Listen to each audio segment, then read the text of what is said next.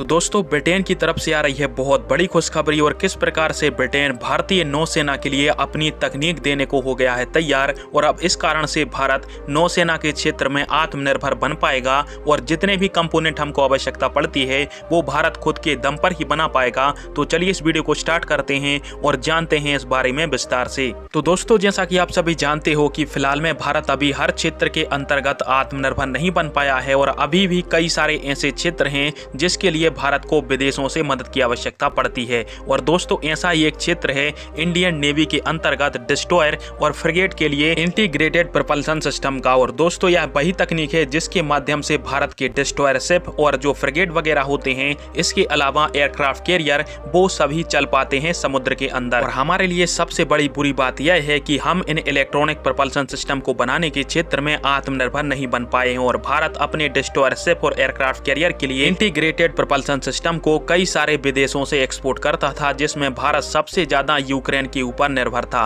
और हमारे अभी तक के जितने भी डिस्ट्रॉयर शिप और फ्रिगेट वगैरह हैं उनमें यूक्रेन के द्वारा बनाए गए इलेक्ट्रॉनिक प्रोपल्शन सिस्टम का ही यूज किया गया है। पर दोस्तों जब ब्रिटेन के प्रधानमंत्री बोरिस जॉनसन भारत की यात्रा पर आए थे तो तभी भारत और ब्रिटेन के बीच में इलेक्ट्रॉनिक प्रोपल्शन सिस्टम को लेकर डिस्कशन हुई थी और तभी ब्रिटेन भारत को अपने इलेक्ट्रॉनिक प्रोपल्शन सिस्टम की तकनीक देने को तैयार हो गया था। और ब्रिटेन की एक कंपनी है GE पावर कॉर्पोरेशन और भारत की BHEL दोनों ही आपस में मिलकर एक MOU साइन करने वाली थी, जिसके द्वारा भारत के डिस्ट्रॉयर शिप के लिए इलेक्ट्रॉनिक प्रोपल्शन सिस्टम को भारत के अंदर ही बनाया जाना था। और आज इसी इंटीग्रेटेड इलेक्ट्रॉनिक प्रोपल्शन सिस्टम को लेकर बहुत बड़ी खबर निकल के सामने आई और ब्रिटेन और भारत के बीच में जो बातचीत थी अब वो फाइनल स्तर तक पहुंच चुकी है। और जल्द ही भारत की company BHEL GE power corporation के माध्यम से भारत के स्वदेशी इलेक्ट्रॉनिक प्रोपल्शन सिस्टम को बनाकर तैयार करेगा, जिसको बाद में भारत के स्वदेशी डिस्ट्रॉयर शिप, फ्रिगेट और एयरक्राफ्ट कैरियर के अंदर उपयोग किया जाएगा। खैर दोस्तों आप सभी के इस टॉपिक पर क्या राय है और ब्रिटेन जैसा भी हो आखिरकार भारत को आत्मनिर्भर बनाने के लिए भारत का एक मददगार देश बनकर उभरा है,